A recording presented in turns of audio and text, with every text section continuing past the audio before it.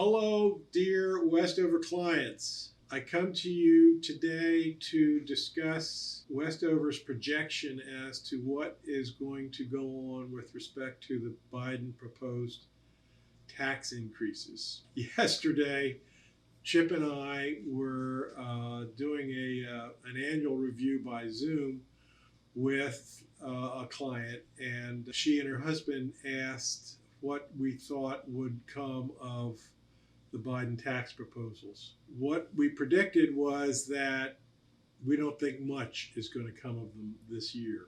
So let's go back and review where we were when President Biden was running for office last year and when he proposed his tax plan, to give you just a quick summary.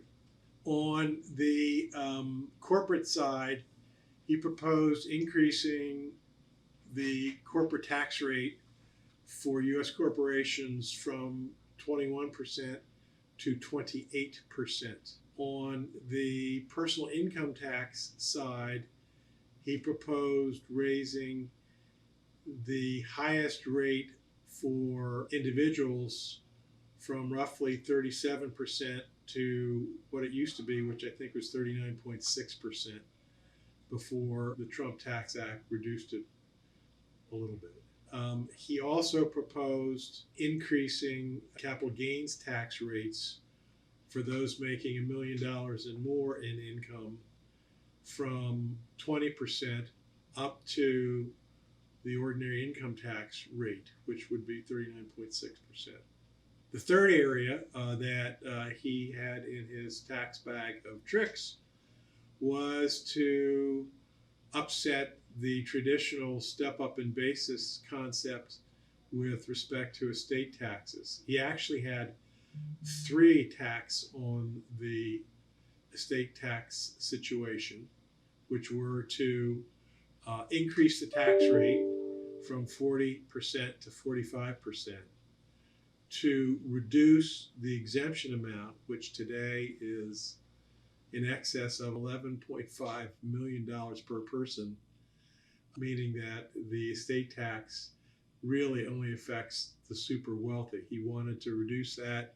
He didn't say where, but the best guess was back down to maybe the 5 or $3.5 million range. And then the most important and intriguing portion of his estate tax plan was to eliminate what's called the step up in basis. And what that simply means is that, let's use a farmer, for example. We go down to Chestertown to our place every weekend, and I'm going later today, and that's why I'm dressed like this.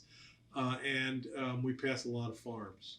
So if the farmer who inherited his property from his grandparents were to die today, the value of the farm would be based on its value as of date of death.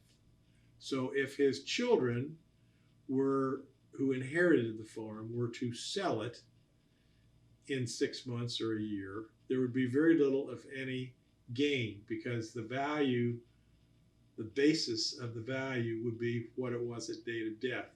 So the difference would be between date of death and date of sale, and if it were 6 months or a year later, there'd be very little.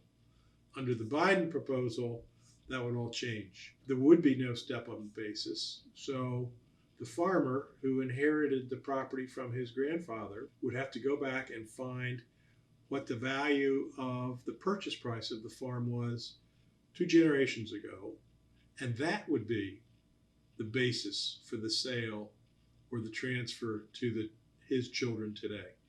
Huge upset in the way we do things these days. So anyway, that was the background. So I said, and Chip said when we were talking with our client yesterday, that we didn't think much, if any, of that would actually pass this year. And we continue to have that view. We think it's going to be very difficult to get Congress to agree to any kind of increase in the corporate tax rate up to 28%. I think if he can get 23, 24%, he will need to have the unanimous support of all of the Senate Democrats, because there's not one Republican in those 50 Republicans who serve in the Senate who's going to support any kind of a tax rate increase. The estate tax situation, I think, will all get watered down.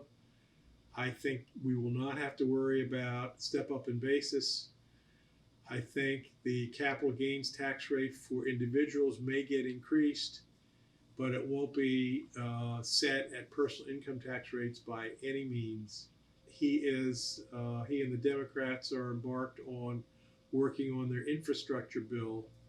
That could take shape maybe by midsummer.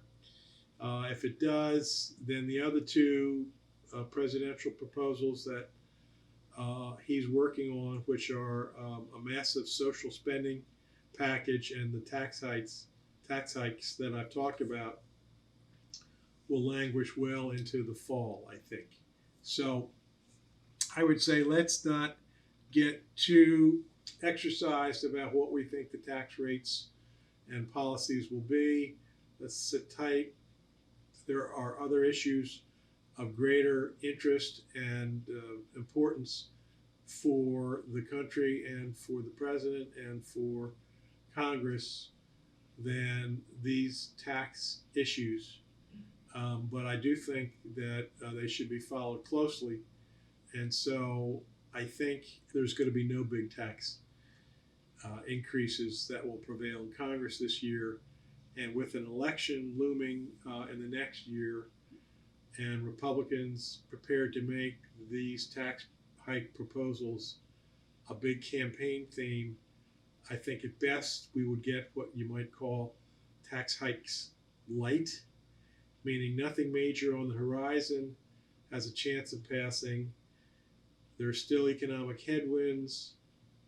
The hugely successful payroll protection program, which has been a life preserver for small businesses, has run out of money, and the threat of significantly higher taxes is not one of those headwinds.